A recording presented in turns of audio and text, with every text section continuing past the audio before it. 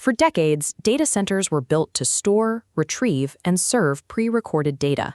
But the requirements of frontier models are forcing a rebuild of these facilities, turning them into plants designed solely to manufacture intelligence in real time.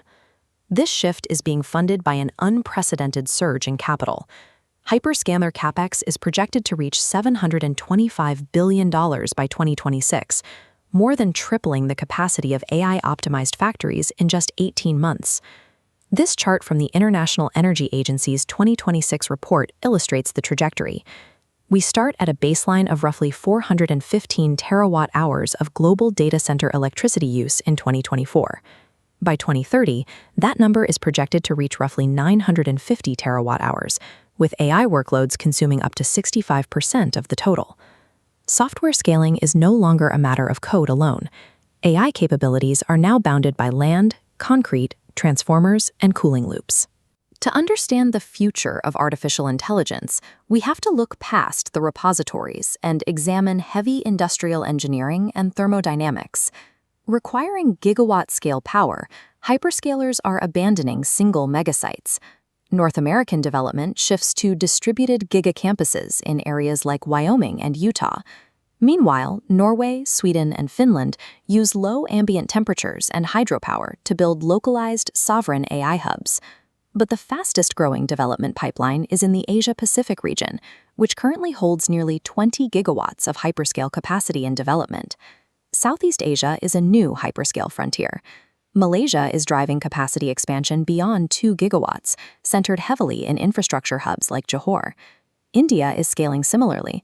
Mumbai is seeing massive operational capacity increases, navigating dense urban environments to provision power for AI. Geographic dominance in AI is now dictated by a region's ability to integrate gigawatt-scale power with massive land and water resources. Inside these buildings, the physical challenges scale exponentially. A standard legacy enterprise IT rack drew about 5 to 10 kilowatts of power. Early AI clusters reached 30 to 60 kilowatts. The 2026 baseline for frontier models is much higher.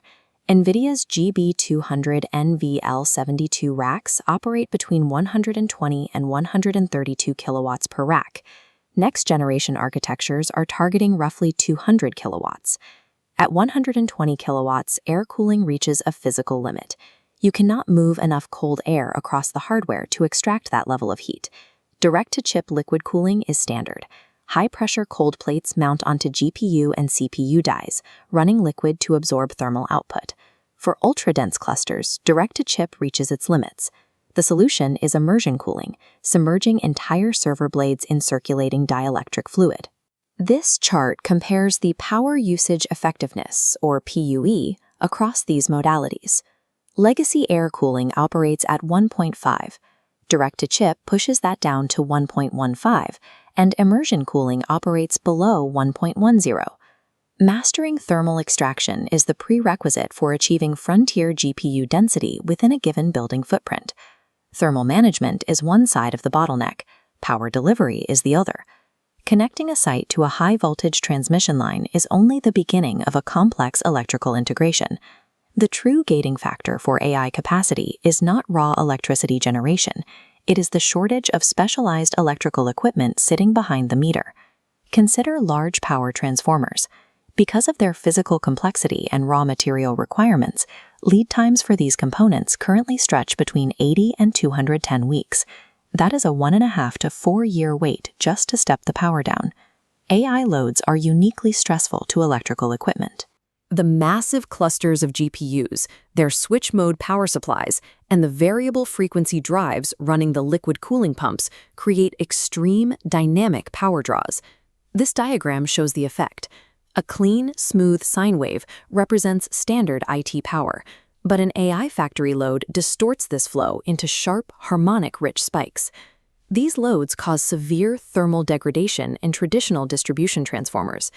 To prevent failure, electrical engineers must heavily derate these transformers using specialized K-factor ratings, effectively reducing their usable capacity just to absorb the heat.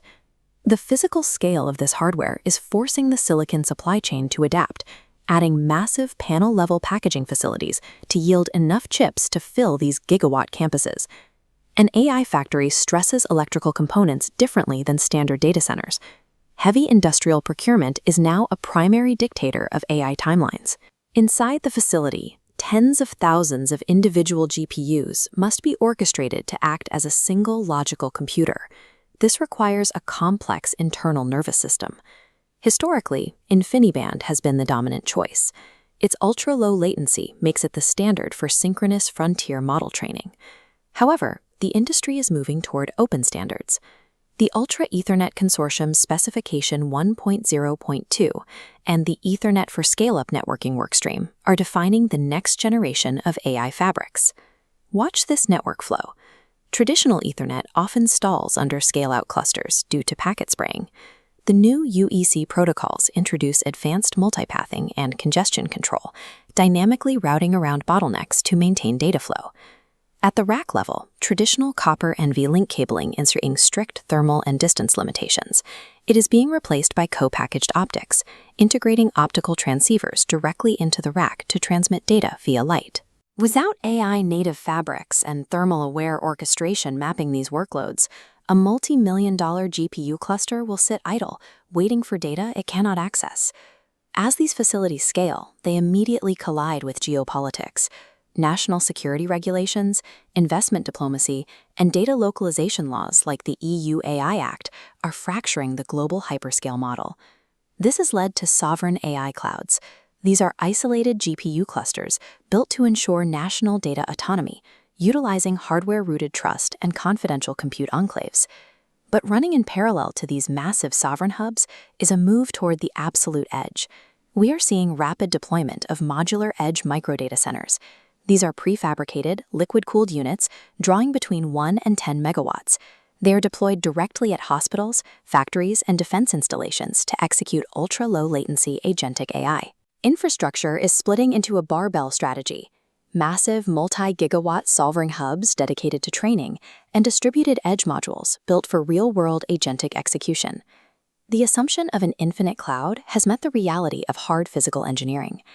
The winners of the AI race will be the organizations that successfully master 100 kilowatt liquid cooling, navigate K-factor transformer supply chains, and deploy open optical networking.